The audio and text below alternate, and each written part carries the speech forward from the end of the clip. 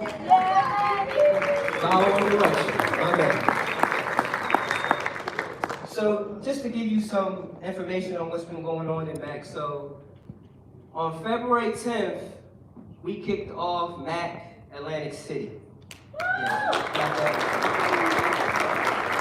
So these are the young men that came to the first meeting. Three of them are actually here today. And you're looking at it and it might not seem like a big group, but just to let you know, when I started in 2016, I had a committed number of 7 guys.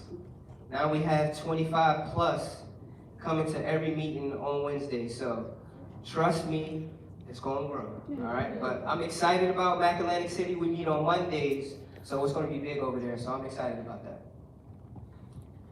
The handoff approach is something that was created by me and a brother of mine, Mr. Darrell Edmonds, who you'll hear from in a few.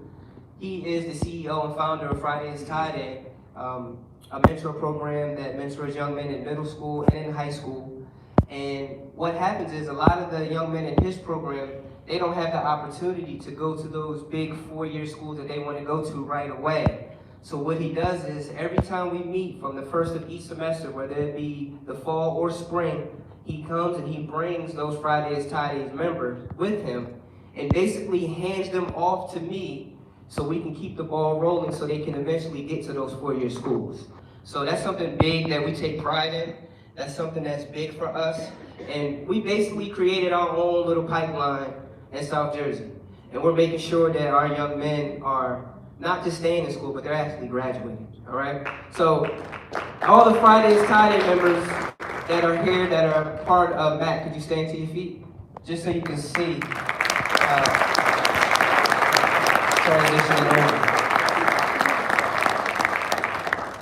And we're looking for new connections, so if you are someone out in the audience that has a nonprofit or some type of program that can help us in this journey, please see me after. What else we do? What else we do? Yeah, there you go, make moves. All right, here we go. So some of the things that we have been doing as a program is community service. We went to the Boys and Girls Club of Atlantic City. We were actually there cleaning up their kitchen. We actually moved everything out of there. The room where they have all their gym supplies and things like that, we basically moved those things out of the way so they can have more room, so they can do more things.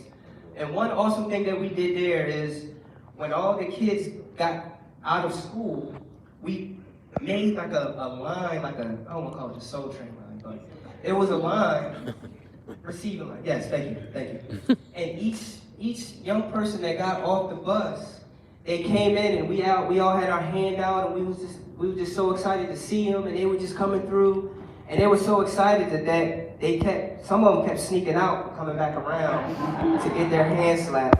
And at that time, Natalie Devonish was leading the program, and she said, the one thing that they keep talking about is that line that y'all did, so y'all gotta come back just to do the line, if anything. We did a mentorship program with GTMS, the Galloway Township Middle School, where I was bringing Men of Atlantic Cape members, and they were actually leading the sessions. So it's very important for our young people to see young people leading sessions, talking about college. If a young person can see someone that looks like them, that's in school, it gives them, it gets them hype. They're ready, I can do that, I see you. They got their wave cap on or their J's. Their pants might be sagging a little bit. They look like them, and it gives them the opportunity, like, I can do the same thing. And also keep us in mind with any projects in our local communities that we can help you along with, and we'll be delighted to help. Some of the things that we're doing, mandatory end of the year presentations. Some of my MAC guys don't like this. But at the end of the year in April, every MAC member has to pick a topic. They have to get approved by me, and they have to stand in front of all the MACers and talk to us about their project for at least 5 minutes. Now that might seem easy, right? You'd be surprised. Once you get up here and get going, a lot of them thought they went for 5, it only went for 2 minutes, it only went for 3 minutes. But the reason why I do this is, but we live in a society now where communication is on the down because of the social media, right? So I always talk to these guys about back in the day when if you liked a girl or you dated a girl, you had to call the house. Hello, I speak to Tiffany. Who is this? Well, this is Mike. I met her at school. I was wondering if she can come to the dance with me. You know, I don't got to do that no more. I just slide in people's DMs. Some of y'all don't, the parents don't even know their kids in relationships. You ask a young man, how you doing today? I'm good, Mr. Mike. You look on their Facebook, 10 minutes later, 20 paragraphs about how life is beating them up and how this is happening. I'm like, yo, I just seen you. So I want them to get used to talking again, talking in front of people, getting comfortable so they can share how they're feeling, all right? And one thing that we're actually going to try to do this year, and I'm excited about it, I was sitting down with Mr. Evans and we were talking about this, and one thing he shared with us as a group was one thing that he remembers during his time at the University of Delaware is a dinner graduation. It was like a stove dinner when they got their stoves. Every MAC member who graduates gets a stove that they wear around their graduation gown. And that's the thing he remembered most. It was a dinner with you invite your friends and your family out, and we put the stove on you and we have a good time, we eat, we talk, and it's just a good time for them to be acknowledged and feel great about graduation. So that's something that we're excited about trying to do. How MAC is helping you. So this is something that I show the MAC members when we get started every year. And this is some information that I received from Luis, who's in our research department. Atlantic Cape fall to fall retention. Now that means if a student starts in the fall, goes to the spring, maybe does some classes in the summer, and comes back in the fall. So they basically put a full year in. This is the percentage of the retention rate. Now this is Atlantic Cape as a whole. In 2017, it was 55%. 2018, it was 36%. Black and Latino males fall to fall retention. 2017 was 49%. 2018 was 43%. Men of Atlantic Cape fall to fall retention. 2017, 90%. 2018, 60%. And I talked to Luis maybe a couple weeks ago, and I can get the 2019 numbers pretty soon, so I'm looking forward to posting those as well. So, Men of Atlantic Cape is working, we're having a good time, we're building, and our young men are staying in school and they're graduating. That's the goal. So, please, you can give that a round of applause for our program. So, why MAC is successful? One reason, it's the one-stop approach. That's one thing that I believe sets MAC apart from programs all across the nation. And the reason why I say that is a lot of programs have different things in place, but there's different departments and areas where students have to go to get certain information and do certain things. And MAC, that person is me. They come to me, they register with me, they do academic planning with me, they got financial aid problems, they come to me, I walk them over to financial aid. They have enrollment problems. They come to me, I walk them to enrollment. You'll feel a lot better if I just told you, hey, go to enrollment, man, you got an issue over there. Most times you probably won't go.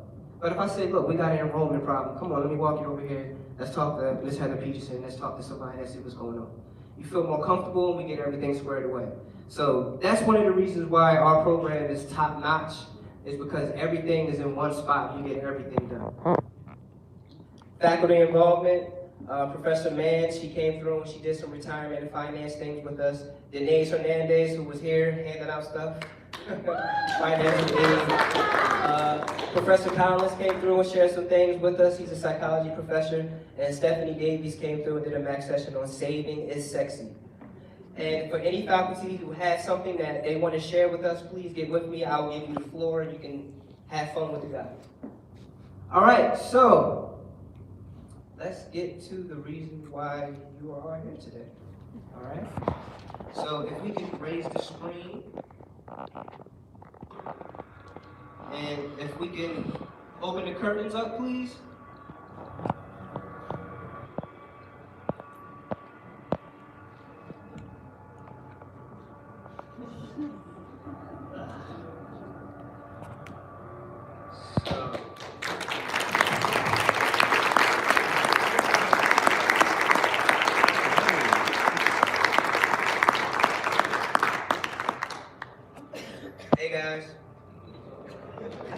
at y'all. All right.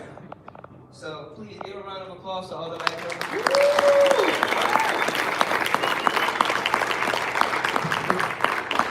So what I want to do now, this is the first time where we actually opened up the MACIC ceremony to the community. This is going to be the first time where we actually have a keynote speaker. If I went over this guy's biography and autobiography, we'll be here for a long time. So I'm just going to keep it short and just say one thing. He's a brother of mine, and I only bring certain people in front of my guys. And I say my guys because I totally take responsibility for each and every one of these guys sitting up here. I treat them all like they're my children. And for some of you who have children out there in the audience, you won't just let anyone stand before your child and speak and do certain things. So this young, you're a young man still, right? Yeah, we got to talk like that to each other. Young man.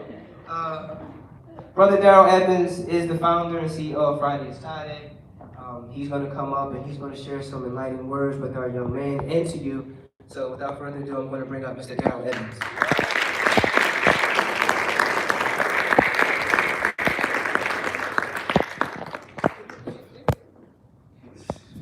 Oh man, I'm glad to be here. I'm going to start out, I'm going to give this disclaimer. Mike is my brother, so I'm going to definitely brag on what the accomplishments of these young men are and what Mike's able to do here. I'm so proud of what he did. I came up and said, you better talk your stuff, man, because you've been working hard and you got dad in the black, back it up. And we got to let people know. So I'm going to be brief and I'll get out of your way. I want to address these young men first. I'm proud of you. I'm proud of you. Some of the faces I know, some I don't. But when I look at you, I see nephews, little brothers, little cousins, neighbors, community members, family, friends. So I'm proud of you, just as if, you know, we had the same blood. I want you to know that. I'm proud of you, and I'm sure everybody that's here is proud of you. But what's happening today, it did not happen by chance. Although the numbers we saw that Mike talked about, the 90% to 60%, may be an anomaly when you compare them to the national rates. It's not an anomaly here. This is on purpose. This is not a blip on the scale. This is not a spike in the graph. This is what is intended to happen. And it was planned that way. First is because you all are destined for greatness. You're special. As we said before, there's other young men that look like you on this campus that chose not to be here. You are the ones that made the commitment. You are the ones that chose to tune out the noise. The noise that comes, you know, from the greater world that says, hey, you ain't nothing but thugs. You're only worth something to us if you're scoring touchdowns or shooting baskets. You're more a drain on our economy than you are a help. We had to start planning for prison beds as soon as we got your test scores in the fourth grade. So you were able to drown out that noise, because I know we hear it. You were able to drown out the noise of even family and friends. You just like your daddy, you ain't gonna be nothing. He ain't stick around too long. Don't worry, that college boy stuff will end real soon. You come on up work in the casinos with us. You can come on down here and sell this stuff on the streets with us. You can do these things. Why don't you just get a regular job? You know, there's nothing wrong with going up the street, filling an application, getting to work. You want to be college boy now? You too smart for us? You too good? Or your friends, come on, why don't you come with us, get this money, get these girls. It's easy. It seems like they're having fun when you study. It seems like they're having fun when you're trying to figure out how you're going to pay the remainder of your bills so you can register for next semester on time and get the classes you need to graduate on time. It seems like they're having fun, all the fun in the world, when you're figuring out what I really want to do with my life and how I'm going to pursue these dreams and goals. So you're able to drown out that noise that comes from society. You're able to drown out that noise that comes from even family and friends. And truthfully, you're even able to drown out the voices in your own head. That whispers the doubt, the self-doubt that you have. Man, this ain't for me, this is hard. I failed last semester. Why did I even come back? You know how much work I gotta do to bring my GPA back up? They're gonna laugh at me because my boys went to big 4-year schools, they're playing football, and I'm here in Atlanta County 13th grade, right? You know what we say, like, the self-doubt that you have. But you were able to drown that out too. So when any of us in this room came to spend time with you, we saw it right away that you were a special group. We saw how you interacted with one another, how you interacted with Mr. Forrest when you're in the MAC meetings. That there's something special about each and every one of you. You are destined for greatness. This does not happen by chance. This is not an anomaly. This is not anything strange. Every single piece of it is on purpose. You're destined for greatness. And the other part you understand, this program, as Mike just said, is designed for success. It's designed for success. Yes, there was research. There was best practices analyzation that we were able to look at and people were able to see and say, you know what? This is actually the things that we need to make sure are going to be in place for these young men to be successful. So Mike talked about the one-stop shop. Those are all best practices for marginalized populations to continue and succeed in college. Those consist of consistent financial assistance and advising, consistent and trusted relational-based academic advising, development of essential skills, and all those conversations and guest speakers that you have come in and talk to you about things, the savings, the presentations you do. Some of us older folks will understand they call those soft skills, those things you need to be successful in the workforce. Those are things you need to be successful in life. They're essential skills, and you develop those. And you have that liaison in Mr. Mike. I'll tell you why the liaison is important, right? So I work in college retention too. As a matter of fact, a couple of managers that have come through my mentoring program in high school that are here, I also get to see them on the other side. So normally on Tuesdays, I'm at Rowan University where I see Delano every week. He comes in, we do study, we do check-ins every week. So we have students that, I had a student with a financial aid issue. And he had sent everything he needed to send to HESA for his tag money. Actually, 2 different times. He sent paper once and he sent it electronic, and they were still holding up his funding, which left a $3,000 gap in his funding for school. And he called us second day of school this semester and said, listen, I'm going to go home. I said, well, let's not go home. Let's see if we can figure it out. So long story short, we called HESA, and we're on the phone with them. And they're like, well, you sent this, you sent this. I said, okay, you still didn't send your proof of employment, so we need your tax returns for the year 2017. Well, he's like sitting there, he's talking, and I said,